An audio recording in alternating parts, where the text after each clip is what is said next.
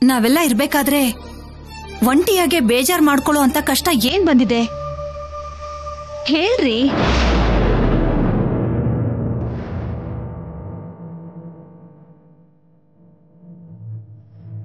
ಭಾಷಿಣಿ ದೂರ ಆಗಿದ್ದ ದಿವಸದಿಂದ ಪ್ರತಿ ಕ್ಷಣ ನನ್ ಮಗಳಿಗೆ ಏನಾಯ್ತೋ, ಹೇಗಿದಳೋ, ಎಲ್ಲಿದಳೋ ಅಂತ ಆಲೋಚನೆ ನನಗೆ ನಿದ್ದೆ ಕೂಡ ಬರ್ತಾ ಇಲ್ಲ. ನೆನಪಿದೆಯಾ ಸಾವಿತ್ರಿ? ಯಾಕ್ ನೆನ್ಪಿಲ್ಲ ರೀ? ಅವಳ ಮನೆಗ್ ಬಂದ ಮೇಲೆ ಅಲ್ವಾ ನಿಮ್ ಪ್ರಾಣ ಉಳ್ದಿದ್ದು.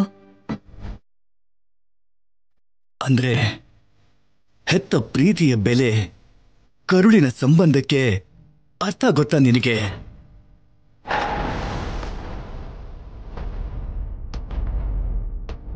ಭಾಷಣಿಗೆ ನೀವು ತಂದೆ ಆದ್ರೆ ನನ್ನ ತಾಯಿ ರೀ. ಹೆತ್ತ ಮಗಳ ಮೇಲೆ ನನ್ಗಷ್ಟು ಪ್ರೀತಿ ಇರೋದಿಲ್ವಾ? ಇಷ್ಟಕ್ಕೂ ಯಾಕೆ ಹೇಗೆಲ್ಲ ಮಾತಾಡ್ತಿದ್ದೀರಾ?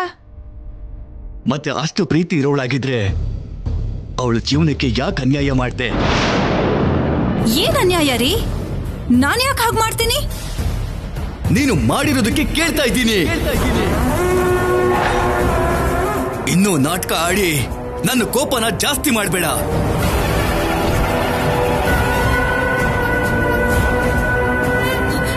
ಭಾಷಣಿಗೆ ಒಳ್ಳೆದನ್ನ ಬಿಟ್ರೆ ಕೆಟ್ಟ ಆಲೋಚನೆ ಅವಳ ಬಗ್ಗೆ ನಾನು ಮಾಡಲ್ಲ.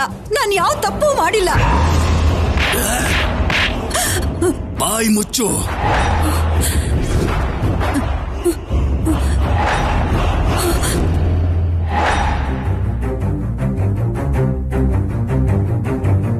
ತಾಯಿಯಾಗಿದ್ದ ನನ್ನ ಭಾಷಿಣಿನ ತಾಯ್ತನದಿಂದ ಯಾಕೆ ದೂರ ಮಾಡ್ದೆ?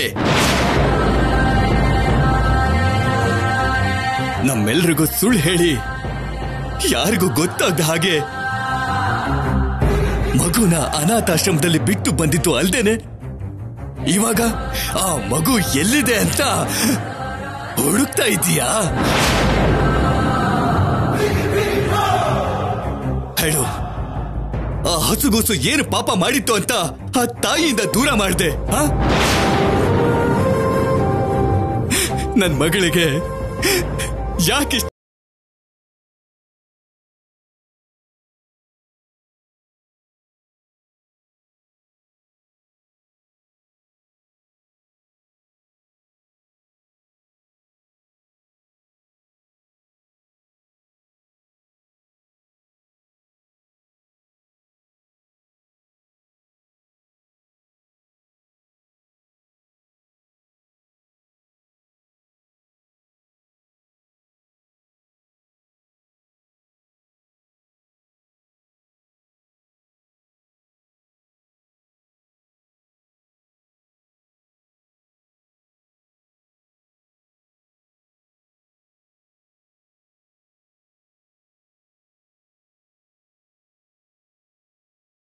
ನಿಮ್ಮಿಂದ ಸಹಿಸ್ಕೊಳಕ್ಕಾಗತ್ತಾ?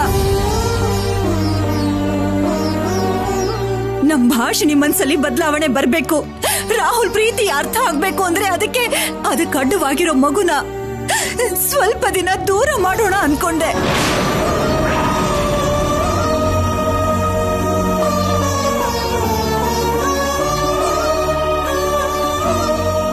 ಭಾಷಿಣಿ ರಾಹುಲ್ ಮಧ್ಯೆ ಅನ್ಯೋನ್ಯತೆ ಶುರುವಾಗ್ತಿದ್ದ ಹಾಗೆ ವಾಪಸ್ ಮಗುನ ತಗೊಂಡ್ ಬಂದು ಒಂದು ಮಾಡ್ಬೇಕು ಅಂದ್ಕೊಂಡೆ. ಆದ್ರೆ ನೀನು ನಿಜವಾಗ್ಲೂ ಮನುಷ್ಯನೇನಾ? ಒಬ್ಬ ಹೆಣ್ಣಾಗಿ ಯೋಚನೆ ಮಾಡೋದಕ್ಕಾಗ್ಲಿಲ್ಲ.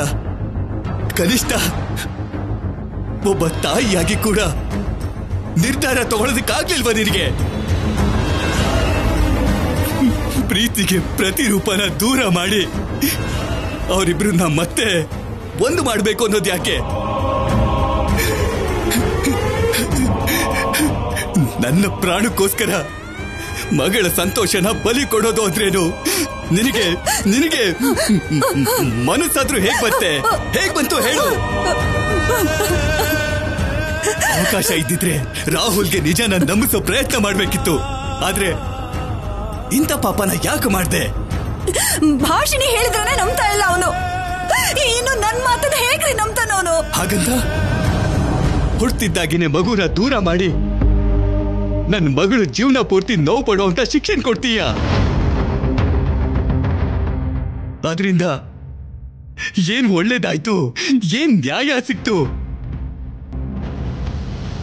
ರಾಹುಲ್ ಮೇಲಿನ ಕೋಪ ದ್ವೇಷವಾಗಿ ಬದಲಾಯ್ತು. ಯಾವತ್ತಿಗೂ ಹತ್ರ ಆಗದೆ ಇರೋ ಅಷ್ಟು ದೂರ ಮಾಡ್ಕೊಂಡಿದ್ದಾಳೆ. ಪ್ರೀತಿ ಜೊತೆಗೆ ತನ್ನ ಜೀವನನೇ ನಾಶ ಮಾಡ್ಕೊಂಡಿದ್ದಾಳೆ. ಮಗು ಅಲ್ಲದೆ ಇರೋ ಮಗುಗೋಸ್ಕರ ಅಮ್ಮನಾಗಿ ಬದಲಾಗಿ ಇಷ್ಟ ಇಲ್ದೆ ಇದ್ರು ಆ ಮನೆಗೆ ಹೋಗಿದ್ದಾಳೆ.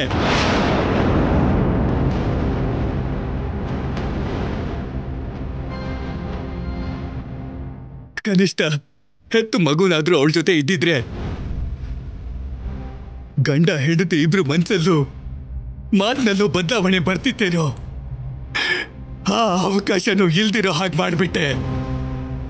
ಅದು ಹಾಗಲ್ಲ ರೀ. ಒಳ್ಳೇದು ಮಾಡ್ಬೇಕು ಅನ್ನೋ ನನ್ನ ಪ್ರಯತ್ನ ಹೀಗಾಗತ್ತೆ ಅಂತ ನಾನು ಅಂದ್ಕೊಂಡಿರ್ಲಿಲ್ಲ ರೀ. ಏನು ಒಳ್ಳೇದು? ಏನು ಒಳ್ಳೇದು? ನಿನಗ್ ತೋಚಿದ್ ಒಳ್ಳೇದಾ? ನೀನ್ ಮಾಡಿದ್ ಒಳ್ಳೇದಾ? ನಿಂದು ತಾಯಿಯಾಗಿ ಸ್ವಾರ್ಥ ಅಲ್ಲ, ರಾಕ್ಷಸತ್ವ, ಮೂರ್ಖತನ. ಈ ಸಮಸ್ಯೆಗೆ ಒಂದೇ ಪರಿಹಾರ, ನಡೆದಿದ್ದನ್ನ ಪೂರ್ತಿ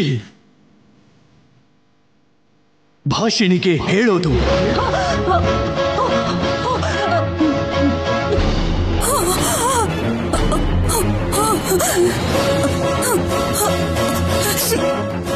ಭಾಷಿಣಿಗೆ ನಿಜ ಗೊತ್ತಾದ್ರೇನೆ ಅವಳು ನೋವು ಕಡಿಮೆ ಆಗುತ್ತೆ. ಆಗಿರೋ ನಷ್ಟಕ್ಕೆ ಸ್ವಲ್ಪನಾದ್ರೂ ನ್ಯಾಯ ಸಿಗುತ್ತೆ.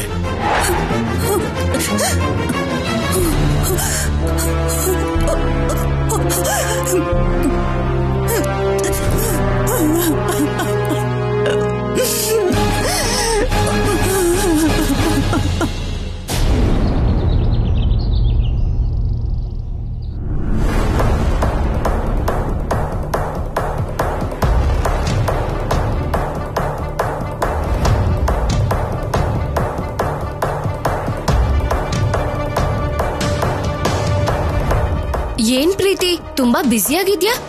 ಓ, ಡ್ಯಾನ್ಸ್ ಪ್ರಾಕ್ಟೀಸ್ಗೆ ವಿಡಿಯೋ ನೋಡ್ತಿದ್ಯಾ? ಏನ್ ಡ್ಯಾನ್ಸ್ ವನಜಕ್ಕ? ಮಗು ತೊಟ್ಲು ಶಾಸ್ತ್ರ ಅಂತಿದ್ ಹಾಗೇನೆ ಡ್ಯಾನ್ಸು ಅದು ಇದು ಅಂತ ಈವೆಂಟ್ ಮ್ಯಾನೇಜರ್ ಹಾಗೆ ತುಂಬಾ ಎಕ್ಸೈಟ್ ಅದೆ ಅಲ್ವಾ? ಅದ್ರ ಬಗ್ಗೆ ಪ್ರೀತಿ,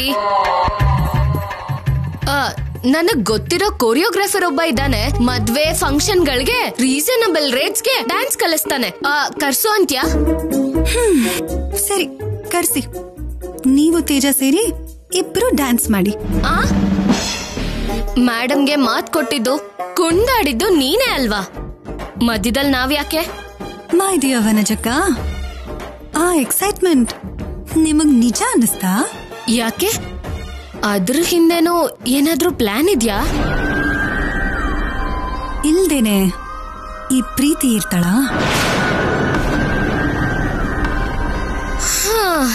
ಏನಿರುತ್ತೋ ಇರಲ್ವೋ, ಆದ್ರೆ ಈ ಸೀಸನ್ ಪೂರ್ತಿ ನಮಗ್ ಒಂದ್ ಹಿಟ್ ಕೂಡ ಬೀಳ್ಲಿಲ್ಲ. ಯಾವ್ದೋ ಹೊಸ ಪ್ಲಾನ್ ಹಾಕೋದು, ಮೊದ್ಲೇ ಗೆದ್ವಿ ಅಂತ ಭುಜ ತಟ್ಕೊಳ್ಳೋದು, ಆಮೇಲೆ ಅದು ಫ್ಲಾಪ್ ಆದ್ಮೇಲೆ ತಲೆ ಚಚ್ಕೊಳ್ಳೋದು. ಇಟ್ಸ್ ಕಂಟಿನ್ಯೂಸ್ಲಿ ಇರಿಟೇಟಿಂಗ್ ಯಾ. ಛೇ ವನಜಕ್ಕ, ಎಷ್ಟು ಸರಿ ಸೋತ್ರು ಕೊನೆ ಗೆಲ್ತೀನಿ ಅನ್ನೋ ನಂಬಿಕೆ ಇರೋದಕ್ಕೆ ಈ ತರ ದಂಡಯಾತ್ರೆ ಮಾಡ್ತಿದ್ದೀನಿ, ಮಾಡ್ತಾನೇ ಇರ್ತೀನಿ. ಸರ್ಸುನ ಯಾವತ್ತೋ ಒಂದಿನ ಮೇಡಮ್ ಹೊರಗಡೆ ಕಳಿಸ್ತಾರೆ. ಆದ್ರೆ ಮಗು ಇಲ್ಲೇ ಇದ್ರೆ, ರಾಹುಲ್ಗೂ ನನಗೂ ಮದುವೆ ಆದ್ರೆ ಆ ಅನಾಥೆಗೆ ನಾನಮ್ಮ ಆಗ್ಬೇಕು. ಅದಕ್ಕಿಂತ ದರಿದ್ರ ದಾರುಣ ಇನ್ನೊಂದಿರಲ್ಲ. ಅಯ್ಯೋ, ನನಗೆ ಅಂತಿದ್ಯಾ, ಆದ್ರೆ ನೀನ್ ಕೂಡ ತುಂಬಾ ದೂರ ಯೋಚಿಸ್ತಿದ್ಯಾ ಪ್ರೀತಿ. ತಪ್ಪಲ್ಲ ವನಜಕ್ಕ. ಮಗುಗೆ ತೊಟ್ಟಲ್ ಶಾಸ್ತ್ರ ಮಾಡೋದು, ಊರ್ಗೆಲ್ಲ ಪರಿಚಯ ಮಾಡೋದೇ ನನಗಿಷ್ಟ ಇಲ್ಲ. ಅಂಥದ್ರಲ್ಲಿ ನಾನ್ ಯಾಕೆ ಎನ್ಕರೇಜ್ ಮಾಡ್ತೀನಿ? ಯಾಕೆ ಎಕ್ಸೈಟ್ ಆಗ್ತೀನಿ? ಓಹೋ, ಮತ್ತೆ ನಿನ್ ಪ್ಲಾನ್ ಏನು? ಯಾವ ಮಗುನ ಅವ್ರ ಊರ್ಗೆಲ್ಲ ಪರಿಚಯ ಮಾಡ್ಬೇಕು ಅಂತ ಕುಣಿತಾ ಇದಾರೋ ಆ ಮಗು ಇಲ್ದಿರೋ ಹಾಗೆ ಮಾಡೋದೇ ನನ್ ಪ್ಲಾನ್. ಅದಕ್ಕೂ ಡ್ಯಾನ್ಸ್ಗೂ ಏನ್ ಸಂಬಂಧ?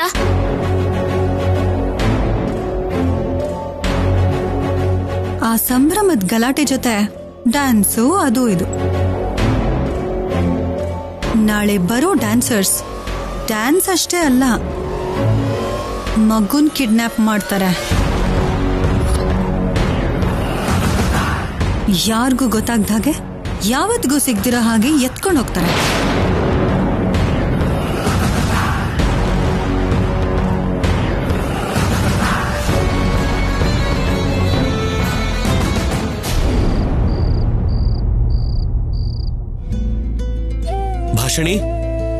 ಭಾಷಣಿ,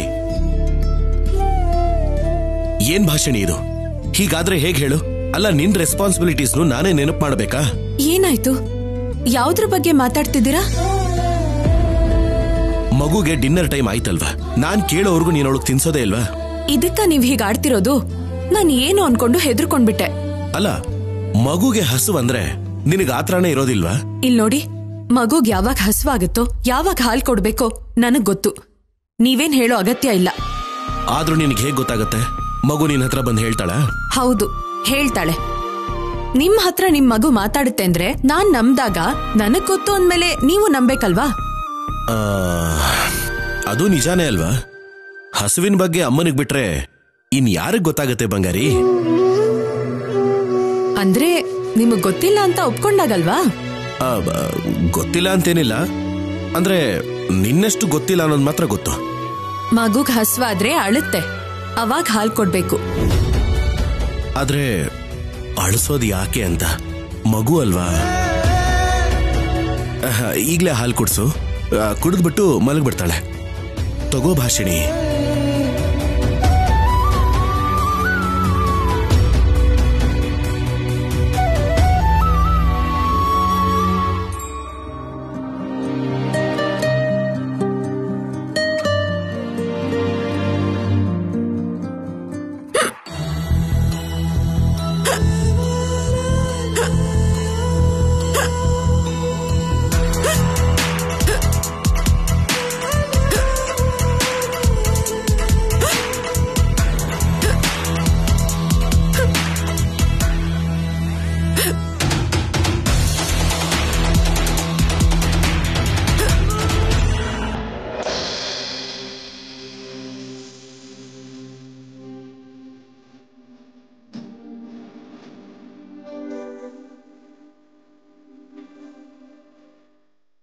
ಏನಿದು?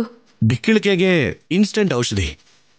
ನೀರ್ ಕುಡಿದ್ರೆ ಕಡಿಮೆ ಆಗುತ್ತೆ, ಅದಕ್ಕೆ ಹೀಗ ಅಸಹ್ಯವಾಗಿ ಮುತ್ತು ಕೊಡೋ ಅಗತ್ಯ ಇಲ್ಲ. ಹಲೋ ಮೇಡಮ್, ನಿನಗೆ ಮುತ್ತು ಕೊಡಬೇಕು ಅಂತ ನಾನೇನು ಕಾಯ್ತಾ ಕೂತಿರ್ಲಿಲ್ಲ. ಇಲ್ಲಿ ನೀರಿಲ್ಲ, ಕೆಳಗಡೆ ಹೋಗಿ ಬರೋ ಟೈಮ್ ಇಲ್ಲ.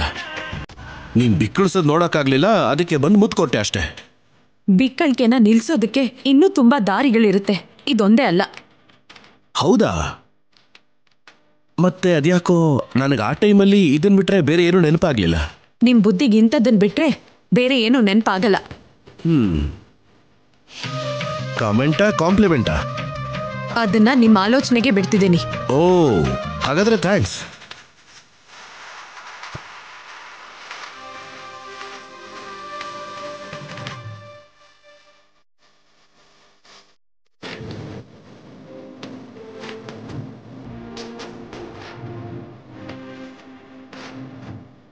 ಆವಾಗವಾಗ ದ್ವೇಷ, ಆವಾಗವಾಗ ಹೀಗೆ ತುಂಟಾನೆ.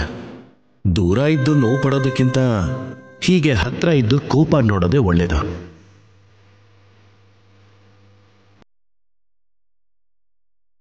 ನಾಳೆ ನಡೆಯೋ ತೊಟ್ಲು ಶಾಸ್ತ್ರದಲ್ಲಾದ್ರೂ ಎಲ್ಲಾನು ಮರ್ತು ಹೋಗಿ ನನ್ನ ಭಾಷಿಣಿ ನನ್ನನ್ನು ಅರ್ಥ ಮಾಡ್ಕೊಂಡ್ರೆ ಅದಕ್ಕಿಂತ ದೊಡ್ಡ ಖುಷಿ ಇನ್ಯಾವುದೂ ಇರೋದಿಲ್ಲ.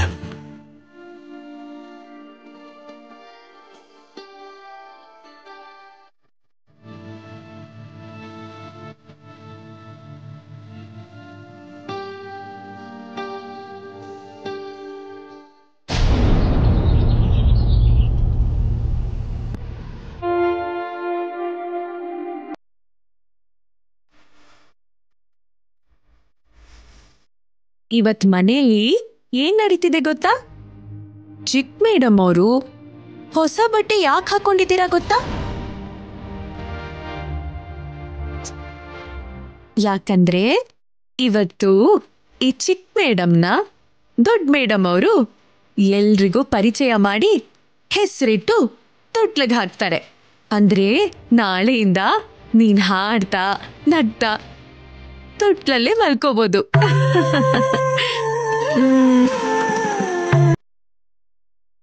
ನಿನ್ಗೋಸ್ಕರ ನಾನು ಕೆಲವು ಹೆಸರುಗಳು ಓದ್ತೀನಿ. ನಿಂಗೆ ಯಾವ್ದು ಇಷ್ಟ ಆಯ್ತೋ ಹೇಳ್ಬೇಕು, ಸರಿನಾ? ರೀನಾ.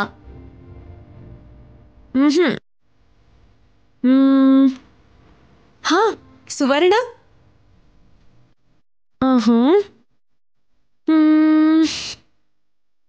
ರಾಜೇಶ್ವರಿ.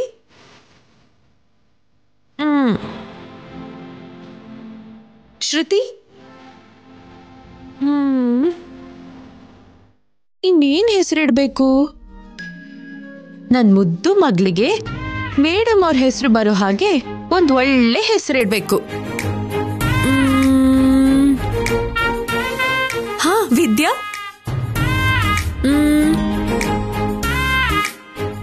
ವೈಷ್ಣವಿ. ತುಂಬಾ ಚೆನ್ನಾಗಿದೆ ಅಲ್ವಾ? ವೈಷ್ಣವಿ ಚೆನ್ನಾಗಿದೆ ತಾನೆ?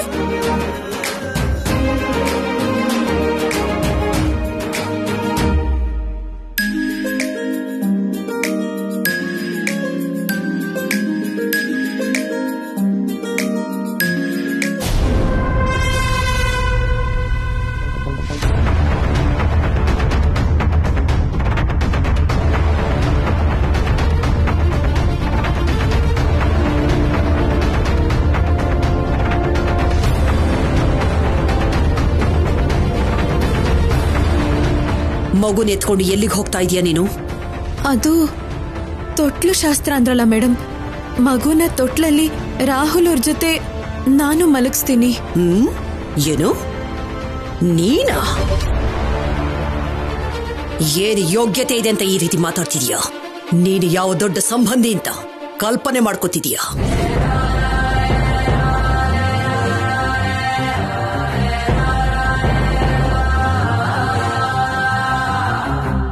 ನನ್ನ ಮಗನ್ನೇ ಬೇಡ ಅಂದ ನೀನು ಮಗುಗೋಸ್ಕರ ಯಾಕೆ ರೀತಿ ಹಾರಾಡ್ತಾ ಇದೀಯಾ?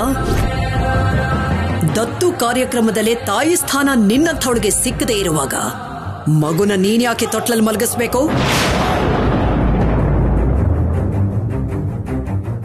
ಶಾಸ್ತ್ರೋಕ್ತವಾಗಿ, ಲೀಗಲ್ ಆಗಿ ನನ್ನ ಮಗ ಮಾತ್ರನೇ ತಂದೆಯಾಗಿ ಅಧಿಕಾರ ಪಡ್ಕೊಂಡಿದ್ದಾನೆ. ಈ ಮಗು ಈಗ ಈ ವಾಗ್ದೇವಿಗೆ ಮೊಮ್ಮಗಳು.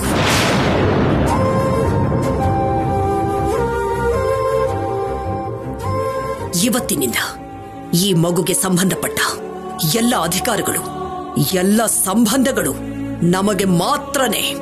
ಅಂದ್ರೆ ನನ್ನ ಕುಟುಂಬಕ್ಕೆ ಮಾತ್ರನೇ. Do you understand?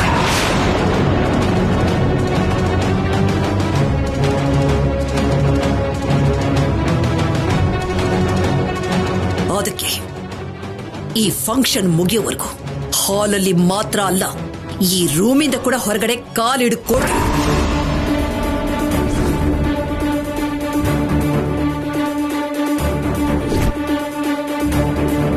ಮೇಡಮ್, ಇಷ್ಟು ದಿನ ಮಗು ಜೊತೆನೇ ಇದ್ದೆ. ಎಲ್ರ ಜೊತೆಗೆ ಈ ಫಂಕ್ಷನ್ ನೋಡ್ಬೇಕು ಅಂತ ನನಗೂ ಆಸೆ ಆಗ್ತಿದೆ. ದಯವಿಟ್ಟು ಬೇಡ ಅಂತ ಹೇಳ್ಬೇಡಿ ಮೇಡಮ್. ಹೇಳ್ತೀನಿ, ಖಡಾಖಂಡಿತವಾಗಿ ಬೇಡ ಅಂತಾನೆ ಹೇಳ್ತೀನಿ. ಅವತ್ತು ನೀನು, ನಿನ್ನ ಕುಟುಂಬದವರು, ಮೀಡಿಯಾ, ಮಹಿಳೆ ಸಂಘಗಳೆಲ್ಲ ಬಂದು ನಿನ್ನ ಹೊಟ್ಟೆಲಿ ಹುಟ್ಟಿದ ಮಗುಗೆ ರಾಹುಲೆ ತಂದೆ ಅಂತ ಬಾಯಿಗೆ ಬಂದ ಹಾಗೆಲ್ಲ ಹುಚ್ಚುಚ್ಚಾಗಿ ಮಾತಾಡಿ ತಲೆ ಕೆಟ್ಟವ್ರ ಹಾಗಾಡಿದ್ರು.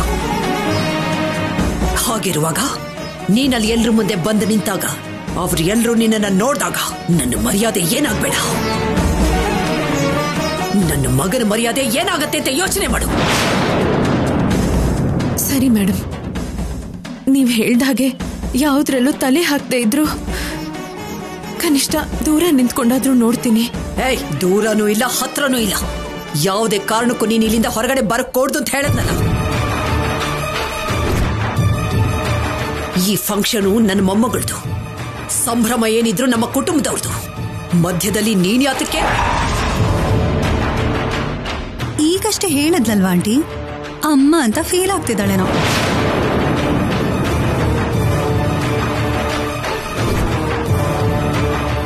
ಹಾಲು ಕೊಟ್ಟು ಹಸಿವಿನ ತೀರಿಸಿದ ಮಾತ್ರಕ್ಕೆ ನೀನಮ್ಮ ಆಗ್ಬಿಡ್ತೀಯಾ? ಲಾಲನೆ ಪಾಲನೆ ಮಾಡೋಕೆ ಅಂತ ಬಂದಿರೋ ಹೆಂಗಸನ್ನ ಅಮ್ಮ ಅನ್ನೋಲ್ಲ, ಆಯಾ ಅಂತಾರೆ.